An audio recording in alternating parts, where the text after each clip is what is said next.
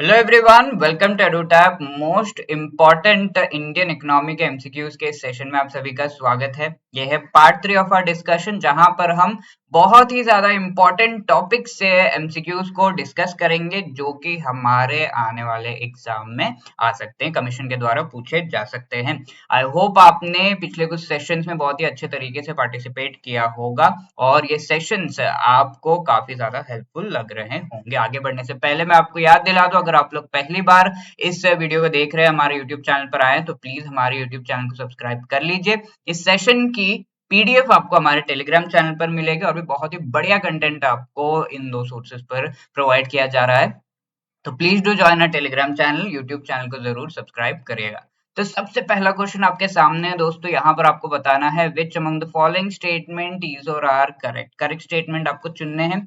Unique transaction reference number, ये जो है एक 22 कैरेक्टर कोड है, used to uniquely identify a transaction in the RTGS system. तो RTGS system of fund transfer जो होता है, उसमें अगर हम देखें तो यूनिक ट्रांजैक्शन रेफरेंस नंबर ये क्या है और कितने कैरेक्टर का ये नंबर होता है, ये चीज पूछी गई है। तो इसको आपको आंसर करना है। दूसरा देखिए, थोड़ा सा सोशल सेक्टर के जो कई सारे इंपॉर्टेंट डेवलपमेंट्स है, उस पर भी क्वेश्चंस कमीशन पूछने लगा है। तो यहाँ पूछा गया, according to the national education policy 2020, vocational education की जो बात की जा रही है, वो कौन से क्लास से स्टार्ट हो रही है? Is it from class 6th with internships? ये वोकेशनल एजुकेशन की बात की गई है हमारे इस एजुकेशन पॉलिसी में। क्या ये स्टेटमेंट सही है? क्या क्लास 6th से ये स्टार्ट करने की बात की गई है? ये आपको बताना है। राइट दोस्तों, दोनों ही स्टेटमेंट्स को अच्छे से पढ़िए and try to answer this question. तो यहाँ पर आप इन दो स्टेटमेंट्स को पढ़ना है और सही कौन सा है उसको आंसर करना है। उसके बेसिस पर अगर आपको सिर्फ पहला स्टेटमेंट सही लग रहा है तो ए, दूसरा खाली सही है तो बी, दोनों ही सही है तो बोथ 1 एंड 2, या दोनों ही गलत है तो नन ऑफ द अब। यहाँ पर फैक्ट्स पर ध्यान दीजिए। ये जो यूटीआर नंबर है, यूनिक ट्रांजैक्शन रेफरेंस नंबर, ये यस 22 कैरेक्टर का होता है, ये चीज सही है। और ये आरटीजीएस सिस्टम में फंड ट्रांसफर के लिए ट्रांजैक्शंस को यूनिकली आइडेंटिफाई करने के लिए यूज किया जाता है। पहला स्टेटमेंट सही है। और यहाँ अगर हम देखें हमारा जो नेशनल एजुकेशन पॉलिसी है 2020, इसमें वोकेशनल एजुकेशन की बात की गई है। क्लास 6 से ही इसकी शुरुआत होगी इंटर्नशिप्स के साथ में। तो दूसरा स्टेटमेंट भी हमारा यहाँ पर सही है, दोनों ही सही है। जिसने भी आंसर इसका सी दिया है, जिन्होंने भी सी आंसर दिया है, उनका सही है। कई सारे आंसर्स मैं देख पा रहा हूँ जिन्होंने सी जवाब दिया है। ठीक है, तो यहाँ पर आप देख सकते हो ये 22 कैरेक्टर कोड है, सारे ही बैंक से आरटीजीएस फंड ट्रांसफर में यूज करते हैं। ठीक है, ग्रेड 6 to 8 यानी कि क्लास 6 से 8 के बीच में वोकेशनल एजुकेशन की बात की गई है हमारे नए न्यू एजुकेशन पॉलिसी, जिसे हम नेशनल एजुकेशन पॉलिसी 2020 भी कह रहे हैं। ठीक है दोस्तों, तो इम्पोर्टेंट जो फीचर्स है इस पॉलिसी के, वो आपको पता होने चाहिए। आगे बढ़ते हैं क्वेश्चन नंबर 2 के तरफ। यहाँ पर बहुत ही इंपॉर्टेंट एक टर्म आप कई बार सुनते होंगे, हिंदू रेट ऑफ ग्रोथ। तो ये हिंदू रेट ऑफ ग्रोथ जो टर्म है, ये किस इकोनॉमिस्ट ने इसे कॉइन किया है? और इस टर्मिनोलॉजी के बारे में जो है काफी सारे क्वेश्चन कई सारे एग्जाम्स में आते हैं, कमीशन भी इस पर क्वेश्चन बना सकता है। तो ये कहा गया है, ये टर्म कॉइन किया गया है, ये टर्म पहली बार किसके द्वारा यूज किया गया था? क्या ये बिमल जालन है, अमिया कुमार बागची, इनके द्वारा यूज किया गया है, विजय केलकर, या फिर राज कृष्णा? इनमें से किस इकोनॉमिस्ट के द्वारा ये जो हिंदू रेट ऑफ ग्रोथ है इसके बारे में कहा गया है? इस टर्म के बारे में आपको पता होना चाहिए एंड उसके साथ आप बहुत ही आराम से इस क्वेश्चन को आंसर कर सकते हो। तो हिंदू रेट ऑफ ग्रोथ हमने देखा था इनिशियली, जो हमारी ग्रोथ रेट थी इंडिया की, वो ऑलमोस्ट 3 to 5% पर जो है एक पीरियड में पूरी तरीके से वहां पर स्टक हो गई थी। तो उससे जो है हिंदू रेट ऑफ ग्रोथ 3% के आसपास ग्रोथ रेट हमारी इकोनॉमी की थी, तो उसे इस टर्म से इंडिकेट किया गया था। राइट, तो ये किया गया था। यस, जिन्होंने भी डी जवाब दिया है उनका सही है। राज कृष्णा जो थे, प्रोफेसर राज कृष्णा, इनके द्वारा ये टर्म को कॉइन किया गया। no matter what happens to the economy, the trend growth rate in India will be 3.5%। तो ये उन्होंने कहा था। ठीक है, तो ये 50s और 80s के बीच में जो हमारे रेट ऑफ ग्रोथ था इंडिया का, तो उस समय हम कह सकते हैं कि ये रेट ऑफ ग्रोथ था। मेनली 70s के आसपास जो इंडिया का इकोनॉमिक ग्रोथ रेट था उसको इंडिकेट किया गया था बाय दिस। ठीक है, तो ये नाम आपको याद रखना है और इस टर्म का मीनिंग भी आपको समझ में आ गया। तो D is the right answer. बहुत बढ़िया दोस्तों, डी काफी लोगों ने जवाब दिया है इसका। बहुत बढ़िया। तो क्वेश्चन 3 की तरफ आगे बढ़ते हैं। यहाँ पर पूछा गया है, what is the objective of donut model of development. ठीक है, डोनट मॉडल ऑफ डेवलपमेंट के बारे में यहाँ पर पूछा गया है। तो सस्टेनेबल डेवलपमेंट और डेवलपमेंट से रिलेटेड जो अलग अलग टर्म्स है, मॉडल्स हैं, उन पर क्वेश्चंस कमीशन कई बार पूछता है, स्पेशली एचएएस में आ जाते हैं, तो हमें पता होना चाहिए इसके बारे में। डोनट मॉडल क्या होता है? It envisions total abandonment of technology, यानी कि टेक्नोलॉजी को पूरी तरीके से हमें अबैंडन कर देना चाहिए ताकि हम एनवायरनमेंट को प्रोटेक्ट कर सके और शांति से रह सके इस दुनिया में। ये चीज कही गई है by the donut model of development. दूसरा है, it envisions the food processing industry. Food processing industry से रिलेटेड स्पेसिफिकली ये मॉडल बनाया गया है, किस तरीके से वो एक सेंटर बन सकता है इकोनॉमिक डेवलपमेंट एंड ग्रोथ का, इस मॉडल के द्वारा वो बताया जाता है। तीसरा हमारा ऑप्शन है कि it envisions rapid development at environmental cost. ठीक है, तो एनवायरनमेंट को चाहे नुकसान पहुंचे, पर हमें इकोनॉमिक डेवलपमेंट पर ध्यान देना चाहिए। एंड लेटर ऑन हम इस चीज को सही कर सकते हैं। ये चीज कही गई है, जिस तरीके से जो डेवलप्ड कंट्रीज उन्होंने पहले किया, एनवायरनमेंट को डैमेज पहुंचा और अभी हम उसका भुगतान कर रहे हैं, डेवलप्ड एंड डेवलपिंग दोनों ही कंट्रीज। ठीक है, तो ऐसे हमें करना चाहिए। चौथा देखिए, it envisions a world in which people और planet can thrive in balance. तो हर तरह के बैलेंस, चाहे आप इकोनॉमिक ले लो, इकोलॉजिकल ले लो, सोशल ले लो, इन तीनों डायनामिक्स के बैलेंस के थ्रू हमें डेवलपमेंट करनी चाहिए, ये चीज कही है। तो इनमें से कौन सा सही है? जिन्होंने भी डी जवाब दिया है उनका एब्सोल्युटली सही है। जी हाँ, डोनट मॉडल, डोनट आप कह सकते हो एक इस तरीके का होता है, साउथ इंडियन वड़ा भी हम कह सकते हैं उसे। तो इस तरीके का होता है, बीच में जो है होल होता है, राइट। तो इस तरीके के मॉडल में तीन चीजों का ध्यान रखा जाना चाहिए, ये कहा गया है इकोनॉमिक डेवलपमेंट के लिए। इकोनॉमिक डेवलपमेंट और इकोनॉमिक ग्रोथ पर तो ध्यान होना ही चाहिए, लेकिन जो सोशल फाउंडेशन है उसको हमें नहीं भूलना चाहिए। तो इस सोशल फाउंडेशन को ध्यान में रखते हुए, इकोनॉमिक डेवलपमेंट को करते हुए, जो इकोलॉजिकल सीलिंग है, जब हम डेवलपमेंट कर रहे हैं तो क्या होता है, सोशल फाउंडेशन, सोशली सभी को इंक्लूसिव वे में डेवलपमेंट करते हुए हमारी फाउंडेशन ऐसी होनी चाहिए। सोशली इंक्लूसिव एक एग्जाम्पल हो गया इसका, सभी लोगों तक इकोनॉमी के बेनिफिट्स पहुंचे वो होनी चाहिए। उसके साथ में डेवलपमेंट जो इकोनॉमिक है वो हो रही है विद ग्रोथ। बट इसका एक इफेक्ट, आफ्टर इफेक्ट क्या होता है, एक हमारे इकोलॉजी, हमारे एनवायरनमेंट पर इसका इफेक्ट होता है, ओशन एसिडिफिकेशन, क्लाइमेट चेंज वगैरह इसके इफेक्ट से। तो इस सीलिंग को ब्रीच नहीं करते हुए हमें इकोनॉमिक डेवलपमेंट करना चाहिए। ठीक है, social foundation, economic development with ecological ceiling को जो है ध्यान में रखते हुए, तो ये तीनों चीजों को ध्यान में रखते हुए जब आगे बढ़ते हैं, डेवलपमेंट होता है, उसे डोनट मॉडल ऑफ डेवलपमेंट कहा जाता है। होप ये काफी क्लियर है और इस तरह के क्वेश्चंस जो है आपको जो है एग्जाम के लिए काफी ज्यादा इंपॉर्टेंट है। Which of the following is one of the three domestic systematically important banks in India? ठीक है, डोमेस्टिक सिस्टमैटिकली इंपॉर्टेंट बैंक्स ऐसे बहुत ही जरूरी बैंक होते हैं जिनके फेल होने का मतलब होता है कि इंडियन इकोनॉमी फेल हो गई, इंडिया की पूरी इकोनॉमी पर रिपल इफेक्ट्स इसके होंगे अगर ये बैंक्स फेल होते हैं। तो ऐसे बैंक्स को स्पेशल जो है सपोर्ट मिलती है from the government, from the reserve bank of India, and internally भी उनका गवर्नेंस एंड बाकी जो फिजिकल स्ट्रक्चर है उसे बहुत ही स्ट्रांग रखने की कोशिश की जाती है ताकि ये कभी फेल ना हो। इन्हें इस तरीके से डेजिग्नेट करना इस पूरे प्रोसीजर का सबसे पहला स्टेप है, जो कि किया जाता है with reserve bank of India. तो ये किया गया है रिसेंटली, और ये जो बैंक्स आपको दिए गए इनमें से कौन से बैंक्स को ये डेजिग्नेशन दिया गया? Is it RBL bank, federal bank, axis bank या स्टेट बैंक ऑफ इंडिया? बहुत ही सिंपल ये क्वेश्चन है। आई होप आप जो है आराम से इसका आंसर बता सकते हो यहाँ पर। Yes, D is the right answer. और आरबीआई ने रिसेंटली जो है ये designation state bank of India, ICICI bank और एचडीएफसी, ये 3 बैंकों को दिया है कि दे आर रियली इंपॉर्टेंट। आगे बढ़ते हैं क्वेश्चन नंबर 5। अगेन आपको यहाँ पर करेक्ट स्टेटमेंट्स को चुनना है। थोड़ा सा करंट ओरिएंटेड हम ये सेशन रख रहे हैं, और इसमें ये स्टेटमेंट्स आपको बताने हैं कि सही है या नहीं। द अमाउंट ऑफ मॉनेटरी और अदर रिटर्न्स ईदर अर्न्ड और unearned occurring over a period of time, इसे हम इनकम कहते हैं। ठीक है, तो ये डेफिनेशन दी गई है वो इनकम की है।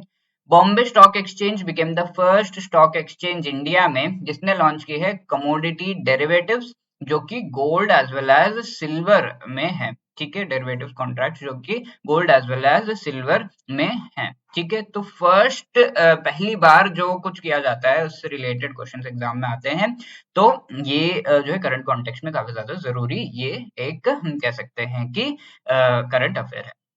ये अगर हम देखें पहला statement, yes the amount of monetary और अदर रिटर्न्स, पहला स्टेटमेंट तो काफी क्लियर है, बहुत ही आराम से आप समझ सकते हो कि ये जो डेफिनेशन है वो इनकम की है। जो भी रिटर्न्स आते हैं, जो भी पैसे मिलते हैं, चाहे वो आपने अर्न किए हो या फिर आपको मिला वो पैसे मिले हो किसी भी योजना के तहत, डायरेक्ट बेनिफिट ट्रांसफर गवर्नमेंट ने किया हो, इस तरीके से जो भी आपके पास जो पैसे आते हैं इंडिविजुअल्स के पास या फिर कॉर्पोरेशन के पास, दैट इज देयर इनकम। ठीक है, बॉम्बे स्टॉक एक्सचेंज, जी हाँ, ये पहला ऐसा स्टॉक एक्सचेंज है जहां पर कमोडिटी डेरिवेटिव्स कॉन्ट्रैक्ट्स जो कि gold as well as silver इनके लिए लॉन्च किया गया है। दोनों ही स्टेटमेंट सही है, C is the right answer.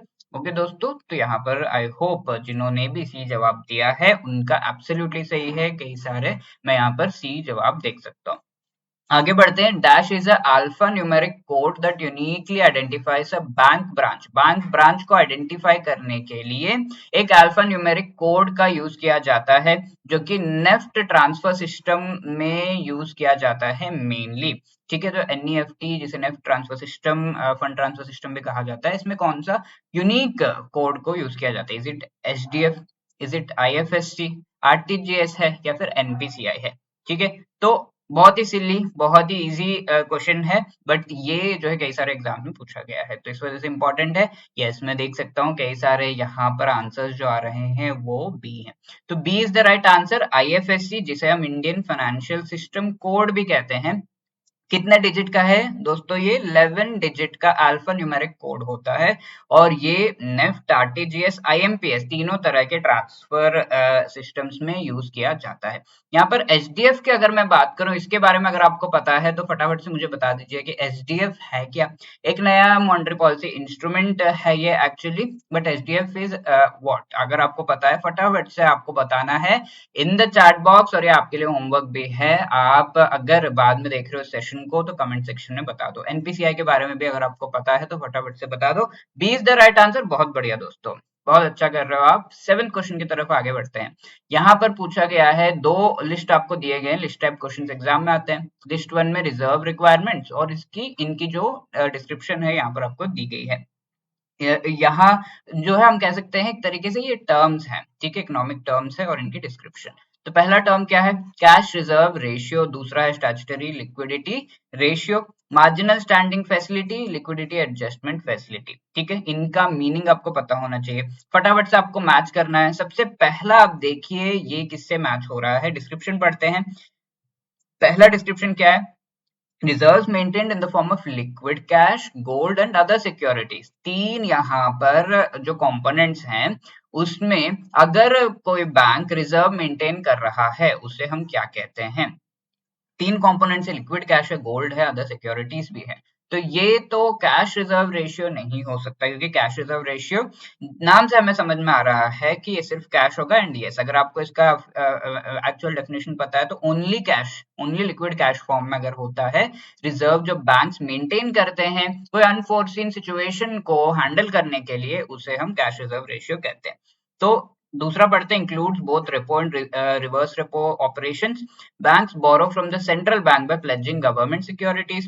Percentage of banks total deposit that it needs to maintain in liquid cash, ठीक है। तो लिक्विड कैश में मेंटेन जो करना है वो कैश रिजर्व रेशियो के थ्रू मेंटेन करना है। तो A4 जैसे ही हमने चुना, अनफॉर्चुनेटली एक ही हमारा एलिमिनेट हो रहा है। दूसरा देखते हैं एसएलआर क्या है। Statutory liquidity ratio is something जिसमें रिजर्व्स को मेंटेन किया जाता है liquid cash, gold and other securities के फॉर्म में। ये एक एडिशनल रिजर्व है जो कि मेंटेन करना होता है आरबीआई के द्वारा मैंडेटेड बाय द बैंक्स। तो बी जो है वो मैच हो रहा है 1 से, और इसके साथ हमारा सही जवाब हो जाता है A is the right answer here. MSF की अगर हम बात करें तो इसमें बैंक्स जो है सेंट्रल बैंक से बोरो करते हैं मनी एसएलआर कोटा के गवर्नमेंट सिक्योरिटीज को दावे पर रखकर। आगे लिक्विडिटी एडजस्टमेंट फैसिलिटी क्या है, रेपो रेट और रिवर्स रेपो रेट सारे ऑपरेशंस इसमें इंक्लूडेड है। आई होप इनके बारे में आपको पता है। रेपो रेट के बारे में अगर आपको पता है फटाफट से चैट बॉक्स में मुझे बता दो, और उसके साथ हम आगे बढ़ते हैं क्वेश्चन नंबर 8 की तरफ। यस, पिछले क्वेश्चन का आंसर ए, बहुत बढ़िया दोस्तों, सही जवाब है आपका।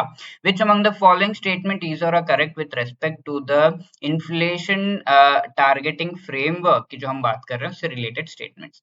1990 में न्यूजीलैंड पहला नेशन बना जिसने इन्फ्लेशन टारगेटिंग फ्रेमवर्क को पहली बार शुरू किया था। इन्फ्लेशन टारगेटिंग जहां पर मॉनेटरी पॉलिसी जो आरबीआई की पॉलिसी है जिसके थ्रू इन्फ्लेशन इतने रेंज के अंदर ही होना चाहिए, इंडिया में 2 to 4% का इन्फ्लेशन जो है उसके अंदर ही होना चाहिए, उसे हम इन्फ्लेशन टारगेटिंग कहते हैं। इसके लिए अलग अलग टूल्स आरबीआई यूज करता है जिसे मॉनेटरी पॉलिसी टूल्स कहते हैं। इससे रिलेटेड ये पूछे गए हैं। तो पहली बार ये जो फ्रेमवर्क है वो न्यूजीलैंड के द्वारा लाया गया था 1990 में। It was brought in on the basis of recommendations. India की अगर हम बात करें तो उर्जित पटेल कमेटी के रिकमेंडेशंस के बेसिस पर लाया गया। आरबीआई एक्ट 1934 को अमेंड किया गया 2016 में ताकि हम टारगेट सेट कर सके इन्फ्लेशन के अपर एंड लोअर लिमिट के इस रेंज को जो है सेट कर सके, ये कहा जा रहा है तीसरे स्टेटमेंट में। चौथे में देखिए कंज्यूमर प्राइस इंडेक्स अर्बन, इसके थ्रू इन्फ्लेशन टारगेटिंग किया जाता है आरबीआई के द्वारा। तो थोड़ा सा भी अगर आपको इन्फ्लेशन टारगेटिंग के बारे में पता है तो आप जानते होंगे कंज्यूमर प्राइस इंडेक्स अर्बन नहीं, कंबाइंड इस इंडेक्स के यूसेज से किया जाता है। तो अर्बन, रूरल और कंबाइंड 3 तरह के कंज्यूमर प्राइस इंडेक्स, अलग अलग locations, obviously urban and rural में वेरिएशंस होंगे, तो वहां के इन्फ्लेशन के बेसिस पर ये इंडिसेस बनाए जाते हैं। तो इनका कंबाइंड वर्जन जो है उसे कंबाइंड कहा जाता है, उसके बेसिस पर किया जाता है। तो चौथा गलत है, इसके साथ हमारा सही जवाब जो सी है वो आपके सामने आ गया। राइट दोस्तों, यहाँ पर स्टेटमेंट 1 एकदम सही है। 1990 में न्यूजीलैंड पहली बार एक जो इन्फ्लेशन टारगेटिंग फ्रेमवर्क है उसे लेकर आता है, एंड ये इंडिया में लाया गया था उर्जित पटेल कमेटी के रिकमेंडेशंस के बेसिस पर। ये आरबीआई एक्ट 1934 को अमेंड किया गया था इसके लिए, और सी 1 2 3 इज द राइट आंसर। यहाँ पर 9th क्वेश्चन, लास्ट क्वेश्चन हम यहाँ पर डिस्कस कर रहे हैं। 2 स्टेटमेंट्स आपको दिए गए हैं, उनके बेसिस पर आपको ऑप्शंस चुनने हैं। पहला स्टेटमेंट है GDP is the market value of all final goods and services produced with in the territorial boundaries of a country for a given period, ठीक है। दूसरा है जीवीए, यहाँ पर gross value added is the total value of goods and services produced with in a country after deducting cost of inputs and raw materials, यानी कि intermediate goods के cost को डिडक्ट करने के बाद जो फाइनल वैल्यू है गुड्स की उसको हम कैलकुलेट कर रहे हैं जीवीए में। तो स्टेटमेंट 2 तो सही है, स्टेटमेंट 1 भी यहाँ पर सही है, जो कि फाइनल गुड्स एंड सर्विसेज के जो वैल्यू हैं एक कंट्री के डोमेस्टिक टेरिटरी के अंदर जो प्रोड्यूस किए गए हैं, चाहे वो इंडियंस हो फॉरेनर्स हो, कंट्री इंडिया के टेरिटरी के अंदर अगर वो प्रोड्यूस किए गए हैं उनके वैल्यू को अगर हम ऐड करते हैं तो जीडीपी बनता है।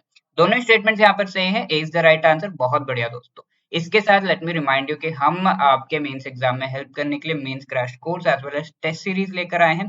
क्रैश कोर्स में आपको कंप्लीट करंट अफेयर्स इवैल्यूएशन के साथ में टेस्ट सीरीज प्रोवाइड की जा रही है, हिमाचल जीके जनरल स्टडीज के वीडियोस हैंडआउट्स पीवाईक्यूज भी प्रोवाइड किए जा रहे हैं, 420 plus model question and answers की PDF and live doubt session, बहुत कुछ प्रोवाइड किया जा रहा है।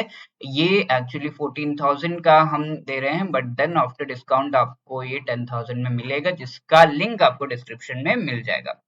इसके साथ अगर आप चाहते हैं कि आपके पास मटेरियल है, सिर्फ टेस्ट सीरीज चाहिए, तो सारी चीजें अपार्ट फ्रॉम जो जनरल साइंस का, जनरल स्टडीज का जो हमारा वीडियोस, हैंडआउट्स, पीवाईक्यूज, उसके अलावा बाकी सारी चीजें आपको यहाँ पर प्रोवाइड किए जा रहे हैं अलोंग विथ एच के जो शॉर्ट पीवाईक्यूज हैं वो इस टेस्ट सीरीज में, जस्ट फॉर 6,000 रुपीज, जिसका लिंक आपको डिस्क्रिप्शन में मिल जाएगा। कोई भी आपकी क्वेरी है, आप इस नंबर पर कॉल कर सकते हो या फिर you can drop a mail at hello@edutap.co.in। Homework question को जरूर आंसर करिएगा। Regional rural banks in India were set up on the basis of recommendations of what? Usha Thorat committee, Narasimham working group, Kelkar committee या फिर यूके सिन्हा कमिटी। राइट दोस्तों, इसके साथ इस video को एंड करते हैं। Thank you so much. जय